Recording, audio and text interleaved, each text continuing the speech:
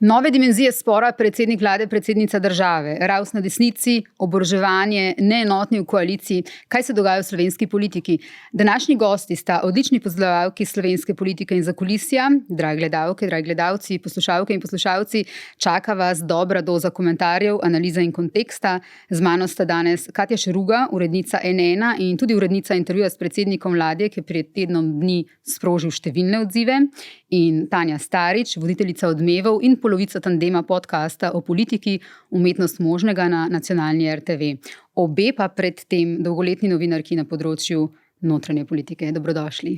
Zdravo. Zdravo. N1 podcast s Suzano Lovec. Obvestilo za naše poslušalke in poslušalce, gledalke in gledalce. Vse moje pogovore z gostjami in gosti lahko spremljate na N1, torej n1info.si. Nanje se lahko naročite na YouTube kanalu N1 Slovenija in pri vseh večjih ponudnikih podcastov. Dostopni pa so tudi na EON-u in na portalu Metroplay. Pa začnimo. Kaj zahteve po več denarja za obrambo, oboroževanje povzročajo v Sloveniji in slovenski politiki? Jasna sporočila za Slovenijo so prišla iz Trumpove Amerike. Obramba in denar zanjo sta zadnje tedne v Sloveniji praktično tema številka 1 po dolgem času. Kaj smo v Sloveniji, Katja, že videli in kaj morda še bomo na tem področju? Torej, jasen je zdaj vsej okvirni načrt, kako se namerava vlada lotiti povečanja izdatkov za obrambo in varnost, kot poudarja premier. Torej ne poudarja, da samo za obrambo in oboroževanje. Govori o 3 dimenzijah, torej o obrambi, o varnosti in odpornosti. V intervjuju za N1, ki si ga že omenila, govori o 2% in morda še nekaj več BDP-ja. Je pa tudi iz vsega, kar je bilo v zadnjem obdobju povedano na to temo, verjetno mogoče reči, da bo šla večina tega denarja ravno v obrambo in oboroževanje. Namreč, če želi Slovenija doseči 2% BDP-ja, kolikor bi morala z vidika zaveze, ki jo je leta 2014 dala NATO, doseči že lani, pridemo do tega, da je to približno od zneska, ki ga zdaj država namenja v te namene, dodatnih 320 milijonov. Ampak ker je tukaj še, in to je v bistvu ta izdatek za NATO, znotraj katerega je predvsem, torej so potrebe Slovenske vojske, kamor sodi tudi oboroževanje seveda, in infrastruktura. Tukaj je zdaj že jasno, da se pogovarjamo predvsem o tem koridorju od Luke Koper do madžarske meje.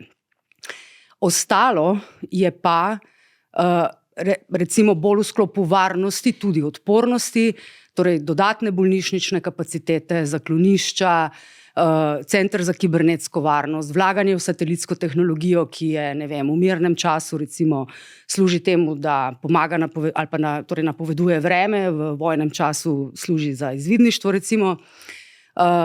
In zato verjetno predsednik vlade govori o 2% in še nekoliko več, ker 2 mora dostaviti NATO. Se pa junija na vrhu NATO v Hagu pričakuje dvig spodnje meje obrambnih izdatkov na najmanj 3%. To pa je glede na sedanje podatke in napoved BDP-ja za letos za Slovenijo že več kot 2 milijarde evrov.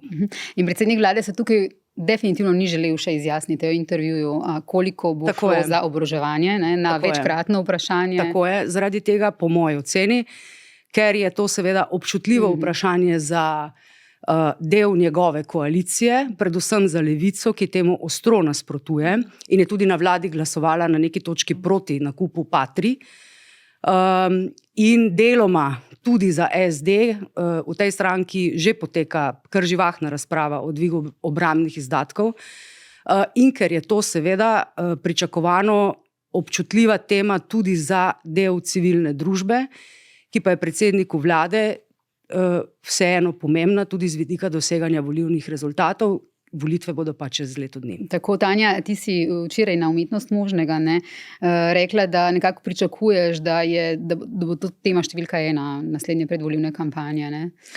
Ja, meni se zdi tako, torej ne bi mogla priti v slabšem času za vlado Roberta Goloba, kot pravi Katja, 1 leto pred volitvami, taka razprava. Zato, ker v bistvu tukaj ima vlada če lahko temu tako rečemo, v tej vojaški terminologiji, če že govorimo o obrambi in varnosti, desni bo pokrit, ne? Desnica bo zahtevala kvečemu še več denarja, ne? Čeprav so nerealne te napovedi, da se v denarju za nevladni sektor skriva take rezerve. Ne? Ma pa to možnost, je v opoziciji ne odloča in to bo očitno agenda desnice. Ne? Problem ima na tej levi sredini. Ne? Tukaj je pač oboroževanje v določeni meri celo tabu tema, ne? Mislim pa, da nobene usluge tudi vladi ne dela Evropska komisija, ne? Ki ni voljena, ne? Ursula von der Leyen ne bo šla na volitve, Robert Golob bo pa šel. Ne? Če bi recimo bila retorika ta hip, ne? Geopolitične spremembe so res orjaške v svetu. Ne? Evropa dejansko mora nekaj narediti za svojo varnost, ampak mora narediti tudi še kaj drugega. Ne? Recimo, če se spomnimo Draghijevega načrta ali pa zeleni prehod je izginil, ga ni več. Ne?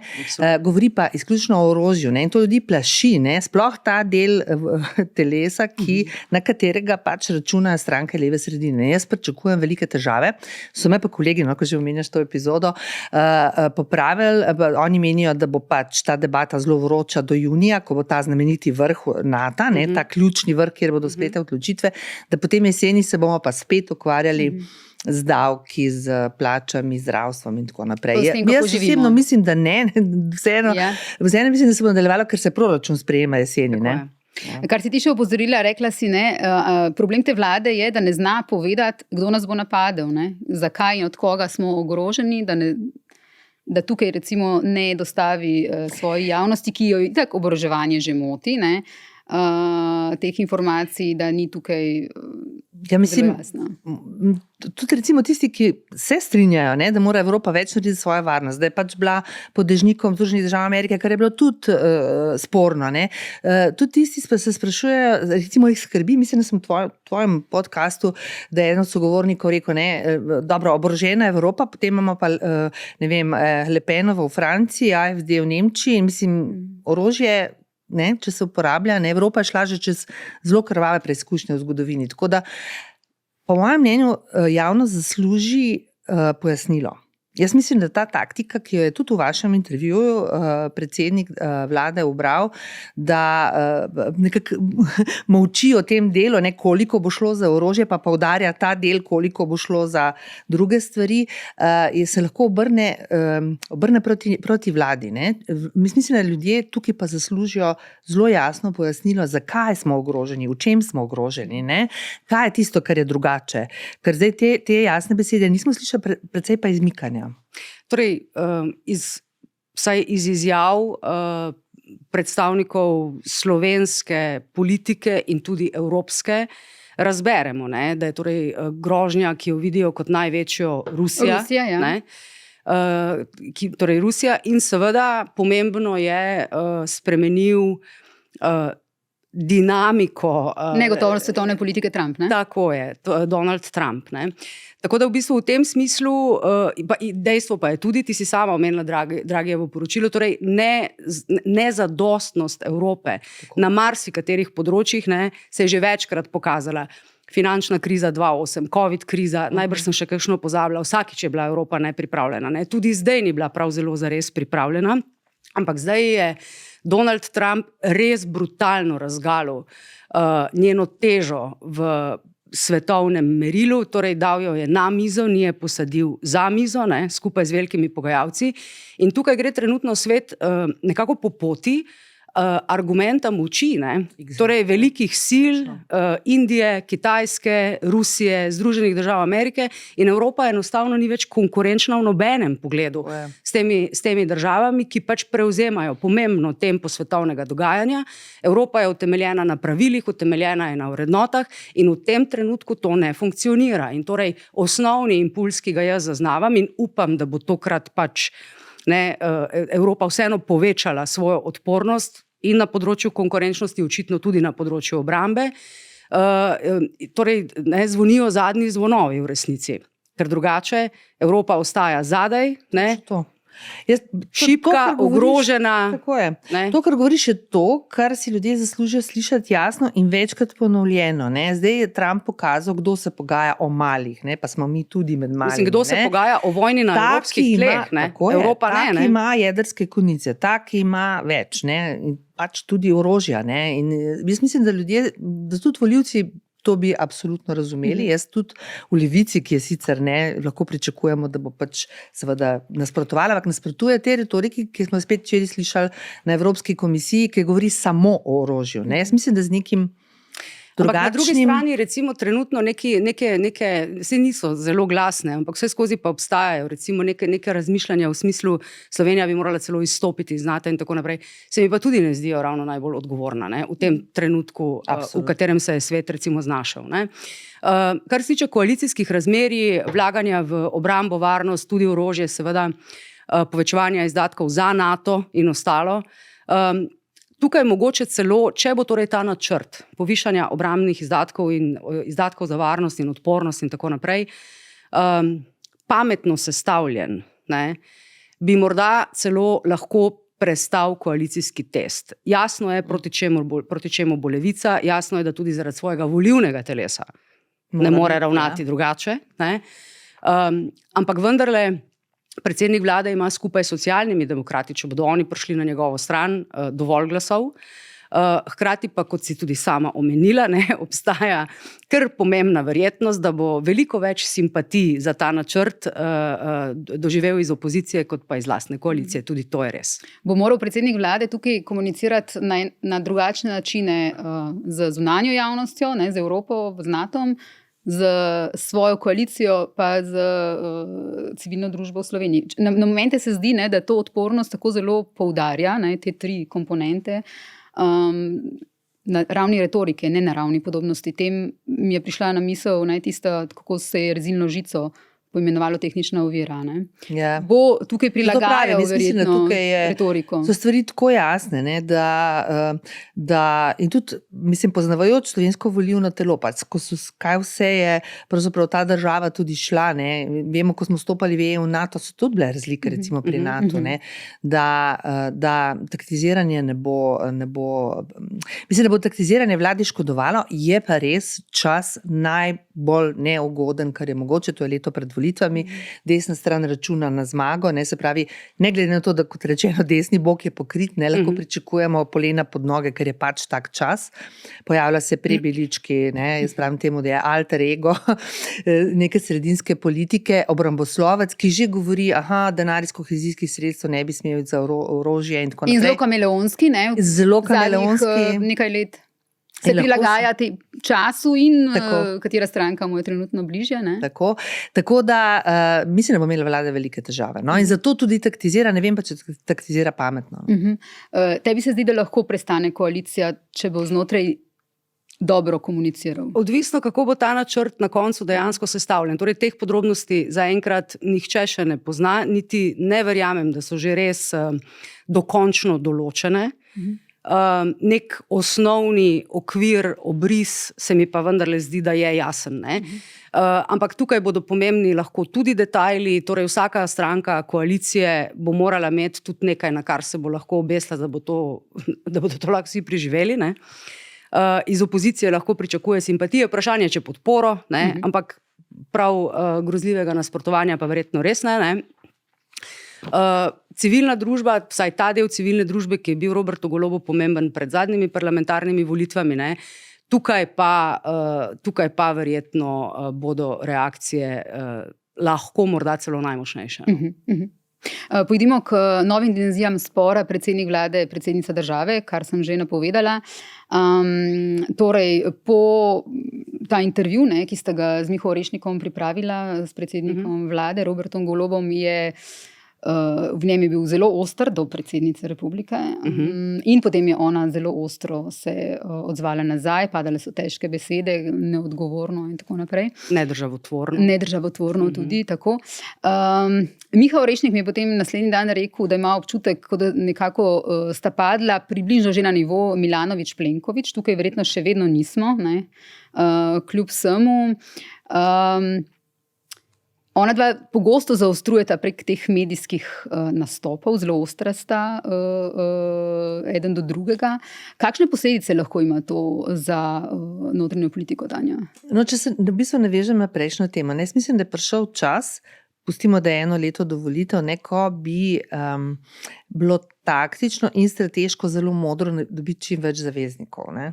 Jaz mislim, da je to čas, ko skličeš strateški svet za obrambo, to je to čas, ko sklepaš zavezništva. Ne? In v tem smislu je zelo pomembno, sicer treba reči, da predsednica države in predsednik vlade tukaj sta na isti strani, recimo v odnosu do Ukrajine, pa vendarle ne, med njima spor, ki je sicer ugrajen med obe funkciji že tudi iz prejšnjih mandatov. Seveda, ta napetost je vedno, tako. Je pa tokrat mogoče malo bolj izrazita, sploh ker prihajata kot da iz istega pola. Predvsem je bolj javna. Bolj javna, pa mogoče tudi bolj groba. No? Ja. Ne bi rekel, da tako kot na Hrvaškem, ampak bolj groba, nismo navajeni take govorice sicer. Ne. No in tukaj mislim, da bo treba, da so tako resne odločitve pred nami. Ne, mi moramo res nekaj strateških odločitev kot država sprejeti, ne, da v bistvu moraš fronte zapirati, ne pa odpirati. To je moje mnenje. Ne, zdaj, ona dva sta se sprla, sicer njun spor izvira že od zaposlitve Tatjane Bobnar. To je spor z globokimi koreninami, ki pač vsake toliko časa etna, ne, izbruhne lava in enkrat bolj grobo, drugič imajo tokrat mislim, da v najbolj grobi obliki, ampak je to nek spor, ki je vgrajen že v njun odnos od vsega začetka. In v njuna kabineta. Ja. Torej jaz mislim, da je bil to zdaj resnično najbolj grob javen spopad med njima. Takšnega med njima res še nismo videli, ali je to zdaj vrhunec teh spopadov, ali ta že prihaja, ne vemo. Ne? Ampak, tako kot pravi Tanja, osnovna zamera prihaja točno to, tudi po mojih informacijah, iz zaposlitve Tatjane Bobnar v uradu predsednice republike. In mislim, da je potem ta zamera povzročila tudi, verjetno tudi na 4 oči, kakšno neprijetno komunikacijo in podobno. Je pa tokrat predsednica republike res močno reagirala, tako je sklicala novinarsko konferenco, takoj se je odzvala, rekla je, da jo je premier razočaral in kot v bistvu je rekla, da nima pojma, zaradi izjave o obrambnih izdatkih in ECB-ju. Rekla je v bistvu, da nima pojma, da jo je razočaral in kot politik in na človeški ravni. Tako da tako ostrega spora med njima res še nismo videli. Tudi besedo izsiljevanje je uporabila. Tudi besedo izsiljevanje je uporabila, ampak predsednik vlade pa, da je nedržavotvorna v svojih ravnanjih, sej ni bil niti malo nežen, tudi on ne. Ampak na koncu dneva seveda to, da je spor med predsednico in premierjem tako oster, seveda ni dobro za državo, nikoli ni dobro za državo, strinjam se s Tanjo, še posebej v trenutkih, ko gre tako zelo zares. Se pa ne strinjam čisto, da je to Milanović-Plenković, že z tega vidika ker so tudi pooblastila na Hrvaškem nekoliko drugačna. Hrvaški predsednik jih ima bistveno več kot slovenska predsednica. In tudi takih posledic za recimo zunanjo politiko še nima ta spor. Tako je. Ja. Sicer pa so bili, Katja, številni odzivi na ta intervju, na te besede in druge besede predsednika vlade. Fides recimo zahteva opravičilo zaradi izjave v tem intervjuju, v katerem je del zdravnikov, torej tiste, ki opravljajo svoje delo v javnem in zasebnem zdravstvu, označil kot parazite v sistemu. Ali predsednik vlade ocenjuje, da mu nekateri spori koristijo ali pa neka zaostrovanja recimo vendarle koristijo tudi pri javnomnenjski podobi?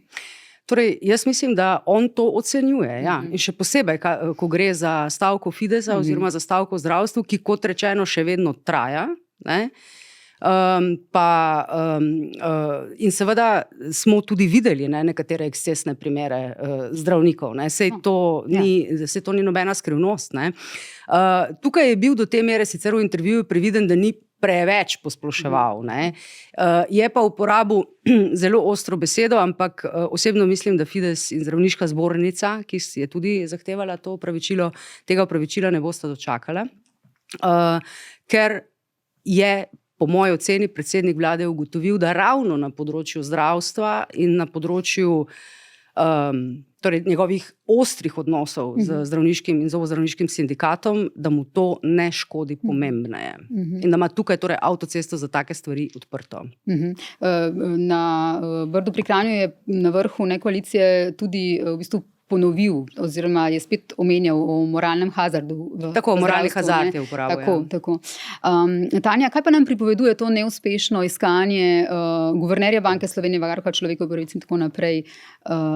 Ja, mislim, da to pa zdaj pa počasi res postaja problem predsednice.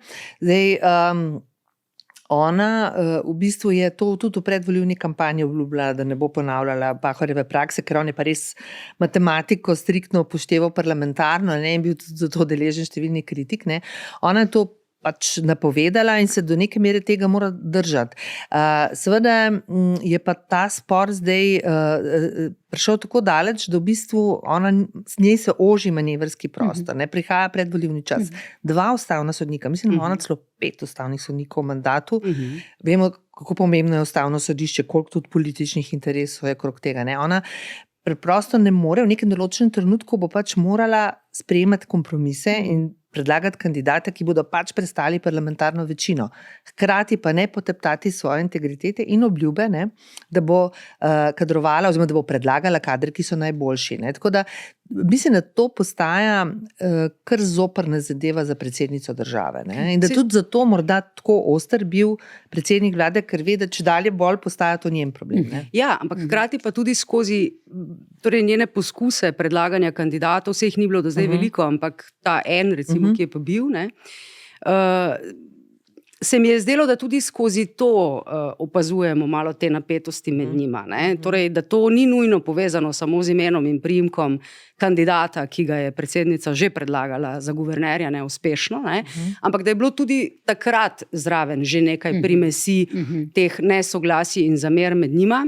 Je pa res, da, kar je pa mene mogoče malo presenetilo, torej kalkulacija okoli predsedničine favoritinje za funkcijo varuhinje človekovih pravic je bila, kot razumem, pomembno sestavljena na tem, da bo predsedničino favoritinjo podprla Nova Slovenija.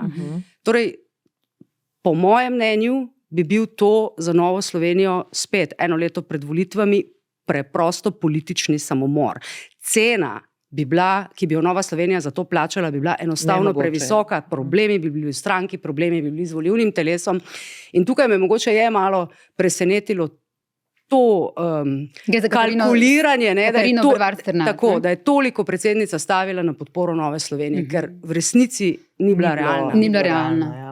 No, če pa kdo je prvi, ne bomo tukaj sploh o tem, ker je to popolnoma nesmiselno.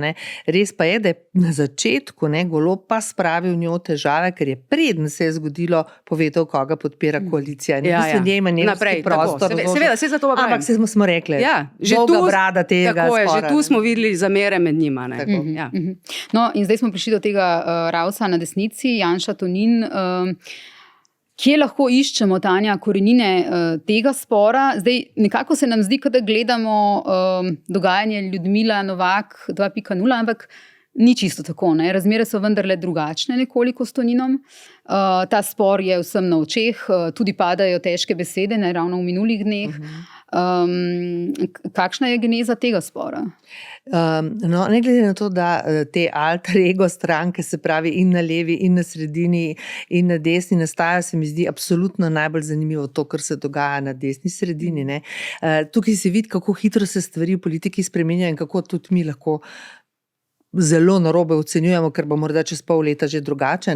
Torej, po prejšnjih volitvah, če se spominjamo, takrat je potem Tonin in NSi so napovedali, da je kazalo, da je pač vladavine, torej, da Janez Janša nikoli več ne bo edini kandidat za mandatarja na desni, pač poraz je bil hud, to pač smo mogoče pozabili, ampak je bil. No, in stvari so se spremenile. Spremenile so se tudi širše. Politična opcija, ki je recimo blizu SDS-u, naprimer ameriški republikanci in še katere druge stranke, tudi na Madžarskem in tako, so do določene mere v vzponu. Zdaj obstajajo teorije, da glede na to, kako hitri in kako čudaški in kako v bistvu nevarni so ti procesi, ki se zdaj v svetu dogajajo, bo stranka, ki bo stavila na politiko in metode republikancev in Donalda Trumpa bo volitve izgubila, ne. Kaže, da Janez Janša ocenjuje pa drugače, ne? Da je prišel pač čas, tudi njegove napovedi so, ne, on napoveduje ustavne spremembe, se pravi spremembo drugič drugo republiko. Drugič drugo republiko, ne. Tako. To je kar tvegana igra, ne, ampak pač desnica računa, da bo po tem zamahu, ki se je zgodil na prejšnjih volitvah, pač desnica tokrat obsojena na oblast. No, zdaj pa prihaja do, torej pri Novi Sloveniji zarečeni kruh, ne. A lahko Nova Slovenija, to smo sicer mi vsi že velikokrat komentirali, ne, da pač Nova Slovenija, če bodo razmere po volitvah drugačne, bo pač šla v vlado Janeza Janše, ne glede na napovedi. Ampak ali se bo to zgodilo pod Matejem Toninom ali ne? To je zdaj vprašanje, ne. Moji kolegi, ki so zdaj bolj tudi v stiku s terenom in tako napovedujejo, da ne. Da bo mislim, stranka ima kongres, ki ni volilni, lahko pa je volilni in da bo še pred volitvami prišlo do sprememb. To je pa povezavi s tem znamenitim tweetom Janševim, da Matej Tonin ne bo vodil stranko na volitve. Zelo veliko spremembo pa seveda meni tudi Logarjevi demokrati. Ne? Oni so pa zdaj neznanka X v tej zgodbi. Ne? Nova Slovenija poskuša narediti, jaz temu rečem, anti-Janša blok na desni, ne? Neuspešno, Logar je nekajkrat že zavrnil to ponudbo in zdaj modro molči in od njega je pravzaprav potem tudi odvisno, kako se bo ta spor končal, na kakšen način se bo končal in tudi kakšna bo konec koncev politična usoda vrha Nove Slovenije. Logar utegne biti po volitvah zelo drag. Ja. Tudi če ne bo velik, bo drag. Tako je. Ja. Katja, na kakšen način, da se samo še vrnemo nazaj na Novo Slovenijo, na kakšen način pa poteka to toksično razmerje med Janšo in Novo Slovenijo? Mislim, on brez njih, ne, kot ti praviš, praktično ne more. Ne? Nekako ne more, hkrati pa trenutno zaostritve do... Torej jaz te zaostritve in te besedne spopade med Janšo in Toninom berem predvsem kot to, da Janez Janša v bistvu želi zamenjati predsednika Nove Slovenije. Ne? Problem, ki ga ima z Matejem Toninom, je seveda predvsem Toninova odločna izjava, da Nova Slovenija ne bo šla več v vlado, ki bi jo kot premier vodil Janez Janša. Torej, Tanja, ti si rekla, da kolegi z terena prinašajo informacije, da se utegne v Novi Sloveniji zgoditi Jernej Vrtovec. Jernej Vrtovec, recimo, ja, njega se največkrat omenja. Vsekakor Janša brez Nove Slovenije, Janša torej bo poskušal, vsaj deluje v tej smeri, doseči prvo desno vlado v zgodovini Slovenije. Ne? Do zdaj še nikoli nismo imeli, to je treba povedati. Ne? Zdaj, seveda, kdo pa bi lahko bil v tej vladi, ne? Ker po moji oceni bo ključno vprašanje po volitvah, kdo bo imel koalicijsko kapaciteto, kdo bo lahko sestavil koalicijo, bolj kot koliko odstotkov bo prvo uvrščeni ali pa drugo uvrščeni pobral na volilno noč. Ne? Torej, tukaj se pojavlja neka ideja, jasno je, Janša gre seveda na volitve sam. Mene tudi ne preseneča toliko ta njegova retorika o drugi republiki, da torej pred temi volitvami ne ubira taktike državnika, ne, ki smo jo gledali predvsem leta 2004, ko je prvič dobil priložnost, da sestavi vlado, in takrat so mu to priložnost dali zlasti liberalni volivci. Po 12 letih LDS-a so rekli, glej, okej, zdaj pa dobiš priložnost ti. Ne. Takrat je Janez Janša segnil čez okvirje SDS-a. Ampak Janez Janša za nobenega volivca v Sloveniji ni več presenečenje. Ne. Torej, vemo, kaj z njim dobimo, ko on pride na oblast. In jaz ocenjujem, da je ocenil, da ne more več resneje pobirati po tej desni sredini ali celo v smeri leve sredine in da zato ostaja na tem robu in gre tam precej odločno, da pobere vse, kar lahko dobi tam. Tukaj ne pozabimo na Pavleta Ruparja. Ne? Zelo bo zanimivo videti, ali bo šel Rupar sam na volitve, zato da dobi določen odstotek in sistem zagotovi za 1% volilnih glasov dobiš financiranje, ne? Ali bo igral na to, ali pa se bodo Ruparjevi kandidati znašli na koncu celo na listi SDS-a. Ne? Potem je pa tukaj en del desne sredine, kjer so Logar, Ljudska stranka, Lotriševa stranka in seveda Nova Slovenija. Ne? Kaj pa lahko naredijo tile? Če bodo šli vsak zase na volitve, Veliko vprašanje, kakšen bo na koncu rezultat. Po mojih informacijah je Anže Logar zavrnil idejo sodelovanja teh strank za skupno listo na volitvah, ki bi se ji reklo Demos 2.0 recimo. Preračunal je oziroma ocenjuje, da bo bolje na volitvah se odrezal sam. Smo pa že prej rekli, da utegne biti zelo drag. Vse ostale stranke, Slovenska ljudska stranka, Nova Slovenija, Lotričeva stranka pa imajo neko možnost, da se dogovorijo o skupnem nastopu, torej neka oblika Demos.2, kar pa v bistvu ni tuja ideja ne Janši, ne Toninu, ampak vidita jo drugače. Ne? Tonin tukaj vidi priložnost, da bi ena skupina desnih strank za skupno listo pobrala toliko glasov, da bi lahko Janšo prisilila, da ni predsednik morebitne desne vlade. Janez Janša pa vidi to predvsem kot pač seveda koalicijskega partnerja po volitvah. Ne? Seveda je pa še zelo odprto vprašanje, a se bodo te tri stranke lahko sploh zmenile o oblikovanju skupne liste. Tega še ne vemo. Ja, ampak problem bo tudi preživetje, ne? Ker pri tej količini strank se zelo lahko zgodi, da kateri od pomembnejših strank, konec koncev tudi Novi Sloveniji, ne, da ne prestopi praga, ne, že zaradi tega je pomembno, ne, da se povežejo. Izgubljeni glasovi. Izgubljeni glasovi so lahko problem. Je pa, ko smo prej govorili, ne, o pač načinu, kako bo SDS šla na volitve, ne, zanimivo, ne, da odpira vprašanja, ki pa so vprašanja, ki poznamo iz prek ameriške kampanje, ne, LGBT, ne, potem kulturniki proti umetnikom referendum ravno danes, ne, so zbrali dovolj podpisov in jasno je, da bo ta kampanja zelo ideološka. Kulturni marksizem, vprašanje spola, ne, to so izrazito taka teme, ki pobirajo vse na robu. Ne? Skrajno desnico. Skrajno desnico, ja. Ne sega nikamor proti sredini. Niti ne poskuša, ne. Ocenuje, da iz tega lahko sklepamo, da je ocenil, da ne more. Ne? In tudi sicer se zdi, ne, kot smo prej govorili pred snemanjem, da je v bistvu na desnici, da se predvolilna kampanja že na veliko dogaja. Ne? Golob zdaj še čaka, je nekako ga je svetovno dogajanje prehitelo, ne, in mogoče tudi domače, na desni pa, ne, danes je bila ta dogodek Katedrale Svobode, vidimo te plakate, ne, poleg tega referenduma, kdo vam laže in tako naprej. Ne.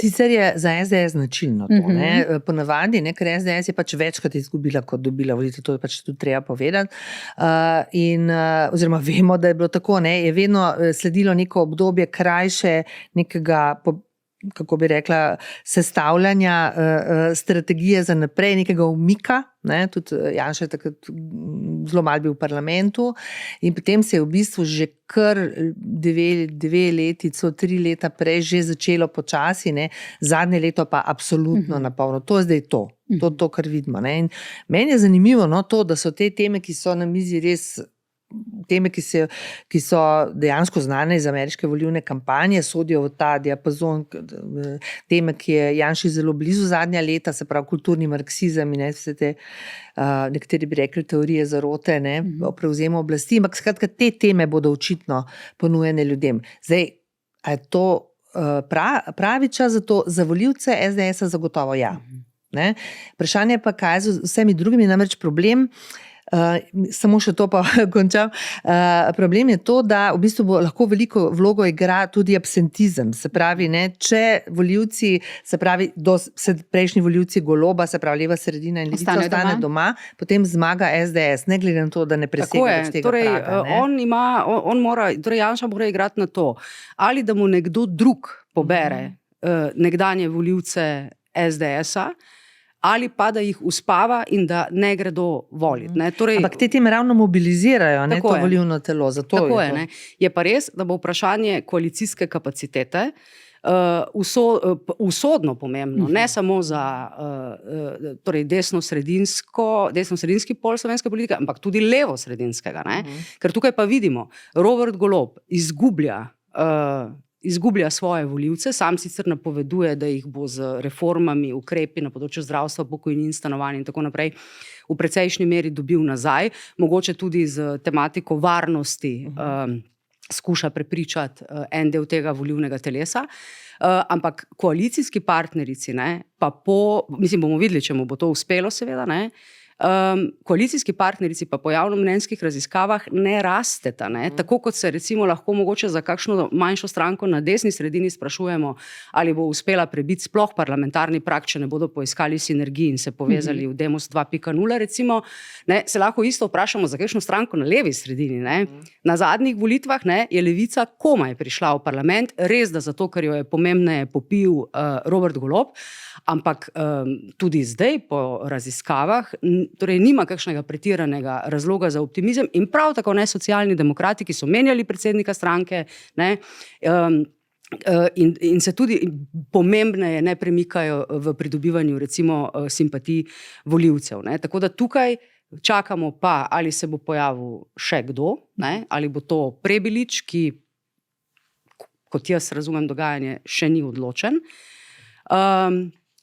Ali kaj se bo zgodilo pravzaprav na levi sredini, zaradi tega, ker Robert Golob, tudi če bo vodilna stranka na levi sredini po volitvah, ne, bo zagotovo manjši, kot je danes. In toliko bolj odvisen od koalicijskih partnerjev, morda tudi od Anžeta Logarja, ne, in bo moral biti, in tukaj bo nastopil težek trenutek zanj, če bo imel priložnost sestaviti koalicijo on, ker bo moral biti bistveno bolj pripravljen na kompromise kot zdaj, ko ima, koliko ima zdaj 39 poslancev, začel je z 41, ne, tako ogromno. Bistveno bolj bo moral biti pripravljen na kompromise, bistveno bolj ga bodo koalicijski partnerji izsiljevali, kot ga lahko izsiljujejo zdaj. In to bodo po moje težki dnevi za Roberta Goloba. Tanja, mogoče na kratko, zdaj smo že omenjali in Ruparjevo stranko in Prebiliča. Kordiš in Levica tukaj, ne? Ob Logarjevi stranki, ob ugibanjih, kaj se lahko zgodi s Prebiličem do naslednjih volitev in Ruparju, kot smo ga omenjali.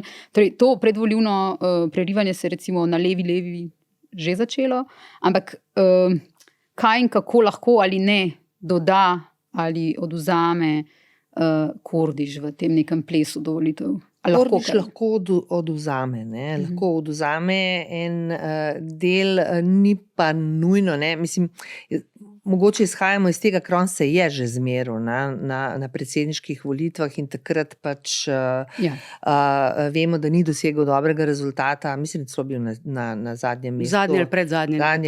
Predzadnji. Dva in nekaj, če se ne motim. Odvisno bo malo tudi od tem, ne? Ker on je izrazito, torej on pravi levo krilo, če bodo teme oboroževanja NATO in če bodo te teme v ospredju, ne, potem on lahko mogoče en del volilnega telesa odškrne Levici, ki je recimo razočaran nad, ne vem, prevelikim pragmatizmom stranke, ker bodimo realni, ne, Levica ostaja pri svojem programu, ampak vlada vseeno rekordno povečala že doslej sredstva za obrambo, ne. Tako da tukaj lahko, zelo odvisno od tem, ki bojo, ampak načeloma ne bi smel Levici preveč. Zdaj je pa res to, kar praviš, Katja, Levica je v težavah, kot kažejo ankete, že nekaj časa ne doseže tega preboja, ki bi zagotavljal ta neko varno pot v parlament. Ne, recimo, mislim, tudi Kordiš ne lahko pobira samo rob, ampak na drugi strani. No, Prebilič je pa malo vseeno druga zgodba, spet obramboslovec, spet odvisno od tem, ne, če bodo teme stroški za obrambo, tako, bi znal on, ker vemo, da je prepričljiv v nekih javnih nastopih, se pa odpira pa njemu veliko vprašanj. S katero stranko bo kandidiral? Zvestno zagotovo ne. Z katero od obstoječih strank tudi ne. Zdaj, brez stranke, ne, ali pa z neko na hitro skrpano stranko je to lahko minus zanj, ne. Ljudje so se naveličali tega, da 3 mesece pred volitvami izvejo, za koga bodo volili, ne. Potem, mislim, je nekaj težav, zdaj mu ankete kažejo, da bi lahko segel tja do 10%, če bi to bilo tako, se pravi, če se bo odločil, če bo šel ustanavljati svojo stranko, bi se potem ponovilo, kaj je bilo to leta 2018-2019, ko je zmagala SDS, v parlament je pa prišlo potem nastala Šarčeva vlada iz strank, ki so dosegle med 10 in 12%, 3 stranke so dosegle take odstotke, skratka glasovi so se razdrobili.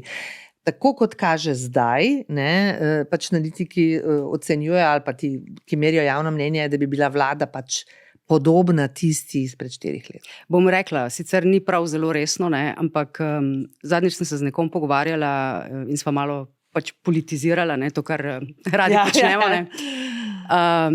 In mi je rekel, Katja, ne, zakaj pa nihče ne razmišlja o tem, da bi tik pred volitvami svojo listo vletel Borut Pahor? To pa bi do neke mere lahko premešalo štrene, če bi se zgodilo. Jaz sem šla pol seveda to preverjati. Ali bi bil Pahor pripravljen? Mislim, torej, ni zaenkrat nobenih znakov v to smer, ne? Ampak se mi je zdela celo misel, za katero se mi je zdelo vredno obrniti telefon ali dva. No? Res. Ja, Ker to pa bi bila velika koalicija pol, ne? On je znana politična osebnost, preizkušena stokrat, ampak je pa tudi posredno ga vidimo v zgodbi o Logarju. Ne? Seveda. Če odštejemo to, da bi se grdo zarekel, ne, ker je napovedal, da ne bo nikoli več vstopil v slovensko strankarsko politiko. Ne bi bil ne prvi, ne zadnji. Bilo pa zanimivo. Ne? Država me rabi. Vidimo, da tudi drugi predsedniki države so zelo aktivni, ne? In zelo se oglašajo in zelo krojijo, skušajo krojiti. Se tudi on se v zadnjem času več oglaša. Ne? Se najbrž je tudi zaradi tega ta verjetno šnops ideja, ampak vseeno ne, preletela možgane mojemu sogovorniku. Zelo bi premešal. Ja, zelo bi premešal dogajanje. Ja. To je mogoče lahko en tak moment, ne, ampak kot rečeno, to je zaenkrat samo pogovor dveh ljudi o ničemer obvezujočem. O hipotezah, ja, tako. Katja, pojdimo še ven izven Slovenije in hkrati v Slovenijo na tudi pomembna dogajanja v Srbiji, ki jih zelo, zelo spremljamo, tudi tukaj Slovenci. Kaj je, Katja, postal ljubljanski župan Zoran Janković, prijatelj Aleksandra Vučića, v luči srbskih megaprotestov in ta njegovo pismo podpore Vučiću zdaj? Tukaj naj omenim še, v isti sapi, ne sicer z istim imenovalcem, pa vendarle, da je srbsko javnost močno razburila, tudi evropska komisarka Slovenka Marta Kos, ravno včeraj. In da so ti odzivi iz Srbije v bistvu res ogorčeni. Tako je. Ja, torej to sta zdaj kar dve vprašanje pravzaprav. Ja. Torej, kar se tiče ljubljanskega župana, lahko povem moje osebno dojemanje. Do neke točke nisem bila tako zelo pretirano, recimo, razmišljujoča ob tem njegovem izražanju podpore srbskemu predsedniku Aleksandru Vučiću. Do trenutka, ko se je Zoran Janković nekaj mesecev nazaj, mislim že kar nekaj mesecev nazaj, udeležil celo strankarskega dogodka v Srbiji. To mi je bil prvi tak alarm, zakaj recimo nekaj takega narediš. To pismo, ki ga je potem že v času potekajočih študentskih protestov v Srbiji pa poslal srbskemu predsedniku, se mi je pa zdelo tako nerazumno v tistem trenutku, da sem se vprašala sama pri sebi, ali je možno, da je Zoran Janković to pismo moral poslati. In če ga je moral poslati, zakaj ga je moral poslati?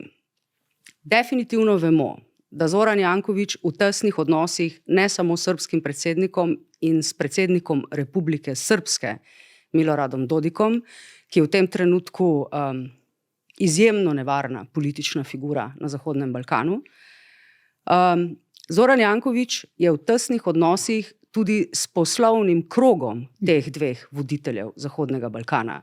Kapital od tam prihaja že zdaj v Ljubljano, tako iz kroga Republike Srpske, kot iz kroga Aleksandra Milorada Dodika, kot iz kroga Aleksandra Vučića. Kakšni so tukaj točno ti odnosi?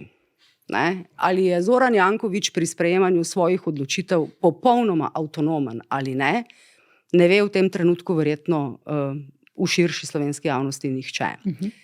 Ampak glede na odločitve, ki jih sprejema in poteze, ki jih vleče, se je pa najmanj to mogoče vprašati. Tako da tako jaz opazujem odnos Zorana Jankovića do srbskega predsednika in predsednika Republike Srpske v zadnjem času.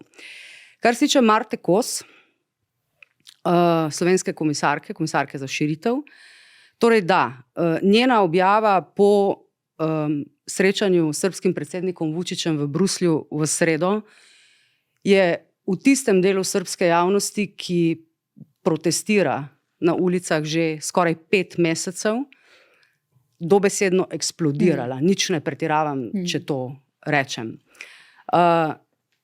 V Srbiji že tako in tako. Srbija je strateško pomembna za Bruselj in še za kakšnega pomembnega igralca v geopolitičnem smislu. Torej, že leta in leta se pogovarjamo o tem, da je zelo pomembno, kdo bo zasedel ta prostor Zahodnega Balkana, ali bomo tam imeli avtokrate, Putina, ali bomo tam imeli Bruselj, če zelo poenostavim, ali pa še mogoče koga drugega, poleg Putina. Se pravi, geostrateško in geopolitično je prostor Zahodnega Balkana, ki nikoli ni prav zelo zares dokončno miren, v zadnjem času pa izjemno nemiren in nevaren, je zelo pomembno, kdo bo zasedel ta politični prostor. In potem obstaja eno dejstvo, in to je, da je podpora Evropski uniji v Srbiji, pa še kje drugje, že tako in tako izjemno nizka. Če ste pozorno opazovali srbske proteste, recimo ste zelo, zelo redko lahko opazili na njih evropsko zastavo, srbskih pa ogromno, recimo. Kar je zaskrbljujoče z tega vidika, da tudi med mladimi ljudmi, med študenti, ki zdaj vodijo te proteste, in dobro, da jih vodijo oni, ne kdo drug, da je torej mladost ustala proti režimu, ampak vendarle, tudi tam zaenkrat ni pomembneje opaziti podpore evropski poti Srbije. Ampak, če se vprašamo, a je to res veliko presenečenje, glede na odnos, ki ga ima Bruselj do držav Zahodnega Balkana, v tem primeru pač do Srbije, seveda ne. In potem se na vso to razpoloženje, ko se je zgodil sobotni protest, ko en pomemben del srbske javnosti pravzaprav dokazuje s posnetki, s pričevanji, da se je zgodilo v bistvu državno nasilje, kar je pa Rubikon, to je definitivno Rubikon. Če gre režim proti lastnemu narodu, z nasiljem, to je Rubikon. Mislim, neizpodbitnih dokazov seveda ni, ampak jih je pa toliko že enih drugih, da je to možno vsej resno treba dopustiti. Če drugega ne. Se pravi, na to razpoloženje po sobotnem protestu, na dejstvo, da je podpora Evropski uniji v Srbiji že tako in tako prenizka in pač nizka, glede na to, da potem pride v Srbijo še šefica Evropskega javnega tožilstva, ki je začela preiskovati porabo evropskega denarja pri nadstrešnici v Novem Sadu, zaradi katere se je sploh zgodilo to protestniško gibanje v Srbiji, in v bistvu razkrije, da je Srbija edina kandidatka za članstvo v Evropski uniji, ki ni podpisala sporazuma z Evropskim tožilstvom, vse ostale kandidatke pa so ga, Gruzija, Ukrajina, Moldavija, Bosna in Hercegovina, Črna Gora, samo Srbija ga ni. Mislim, in na vse to potem pade ta objava slovenske komisarke, da je bil njen pogovor z Aleksandrom Vučićem konstruktiven.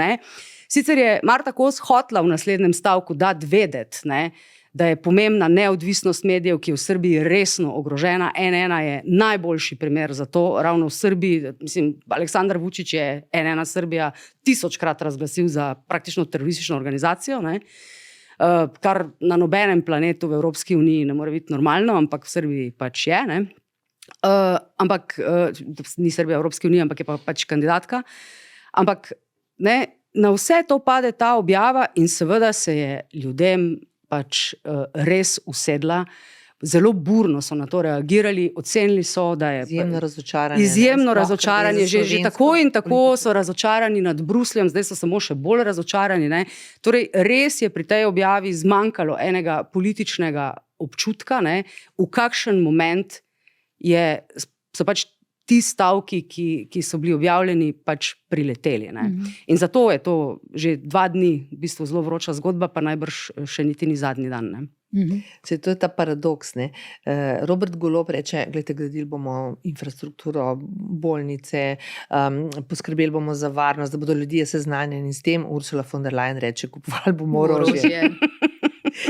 Mislim, vidim tukaj neke paralele, popolno nerazumevanje tega, kar se tam dogaja. Evropa stavi na Vučića kot garant stabilnosti, kar je po mojem. Podobno zdaj v Turčiji. Turčija je avtokratski režim, zaprli so vodjo opozicije, pa vendarle Evropska unija sicer se je oglasila. Ne bo reagirala, ker rabi Turčijo, koliko toliko stabilno, ampak to je zelo nevarna igra. Seveda, pragmatična je Evropska komisija, jaz si mogoče celo drznem tudi špekulacijo, da bi mogoče Marta Kos osebno rekla kaj bolj odločnega, ampak njena šefica je predsednica Evropske komisije. Ne. Kljub temu je to slabo. Slovenska političarka. Mislim, dejstvo je, da tega ne naredi in danes, ne, kolikor pač spremljam, jo celo nekateri evropski poslanci iz leve sredine, ne, Marto Kos pozivajo, pa okej, ne, mislim, si komisarka, ki prihaja iz te regije, ne, pač pozna razmere bolje kot morda kdo drug. Ne, torej, in da v bistvu, kot je rekel eden od evropskih poslancev, ne, business as usual v Evropski komisiji, ko gre za vprašanje Srbije, po vsem, kar se trenutno dogaja, najbrž ne bo mogel iti naprej. Po moji oceni bo sicer šel naprej, ker je pragmatična tukaj ne samo Evropska unija in Evropska komisija, ampak izjemno seveda tudi srbski predsednik Vučić. Zelo. Kot je prejšnji teden tukaj, ne, ko sem se pogovarjala z Luko Lisekom Gabrielčičem in Tadejem Troho, rekel dr. Tadej Troha, ne, da bi tako kot pri Miloševiću, tudi v Vučićevem primeru evropskim politikom in evropski javnosti najbolj prav prišlo, če bi, on je tako rekel, se naučili srbsko in to gledali, da bi njihova javnost videla, da ti politiki podpirajo kot garant stabilnosti to, eno najbolj grotesknih političnih figur na svetu in kaj vse on počne. Ne. On je nekako rekel tako, da ti protestniki zdaj nekako izražajo, lejte, to vi podpirate, to podpirate. Ne. Ja, jaz vidim tukaj res eno grozovito nerazumevanje. Ne. Meni je posebnost teh srbskih protestov je, da to ni opozicija. Ne. Študenti, mladi. To so mladi ljudje, ki se jim pridružujejo, kmetje, delavci. Veterani. Mislim, to je fenomen, ki dejansko zasluži neko, bi rekla, pozornost vseh nas, ne, ko gledamo, v kaj se spreminjajo ti razni režimi in kaj vse postaja normalno in kako se ruši vse to, na katerem je pa recimo moja generacija zrasla, pravna država, človekove pravice in tako naprej. To se zdaj podira tudi na Zahodu, ne. V tem je velika debata, kaj je sploh Zahod in tako naprej.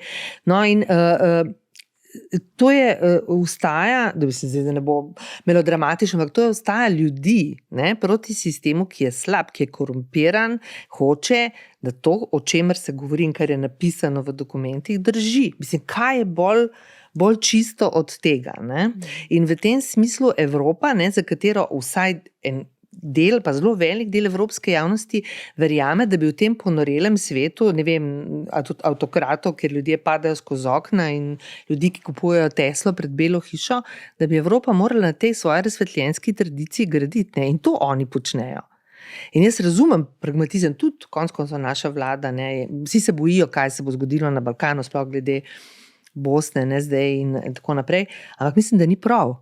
Ne? Mislim, da ni prav. Ne? Mislim, da se tam dogaja nekaj zelo posebenega. No? Ja, mislim, lahko se pogovarjamo. Tudi nekaj razumemo Srbo-Hrvaško, ne vem, če ravnamo čisto prav, oziroma če čisto prav razumemo. Misliš naši politiki? Ja.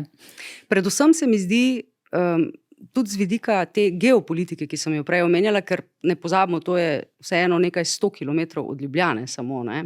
Bistveno bliže je kot Ukrajina, Gaza, Severna Afrika in tako naprej, ne? Bistveno bliže. Da to res dodatno, da takšna drža dodatno spodkopava sploh voljo med ljudmi, da bi šli v smeri Evropske unije in če ne bodo, ne, se utegne zgodi, da bomo nekaj 100 kilometrov od Ljubljane imeli ene druge igralce, ki pa mogoče ne prinašajo toliko stabilnosti in varnosti, kot bi jo lahko kdo drug. To se mi zdi pod črto ključno vprašanje in z tega vidika se mi zdi taka objava in taka drža res nevarna. Neodgovorna. In v takem trenutku, kot je Srbija zdaj, še posebej po tem sobotnem protestu, po katerem pač obstajajo res številna pričevanja, posnetki in tako naprej, da je torej srbski režim šel tudi z orožjem, ne, zvočnim nad svoje ljudi. Hvala lepa, Katja, hvala lepa, Tanja, da ste bili moji gosti. Hvala za vajine komentarje in analizo. Hvala za vabilo. Hvala. Hvala tudi gledalkam in gledalcem in poslušalcem in poslušalkam. Že zdaj vas vabim, da ste v moji družbi tudi prihodnjo soboto. Nadaljujemo namreč serijo političnih podcastov. Prejšnji teden, kot rečeno, smo govorili z Luko Lisekom Gabrielčičem in Tadejem Troho o pomembnem dogajanju, o premikih v svetu, o Trumpu, ZDA, Putin, Rusijo, Zelenskem, Ukrajini, Evropski uniji. Ta teden ste pravkar poslušali pogovor o slovenski politiki. Prihodnji teden pa nadaljujemo od tukaj dalje, kjer smo mi tri zdaj končale. Strokovnjakama bom pretresala intenzivno, burno in alarmantno dogajanje na Balkanu, v Srbiji in Bosni in Hercegovini. Bodite tudi takrat z mano in srečno do takrat.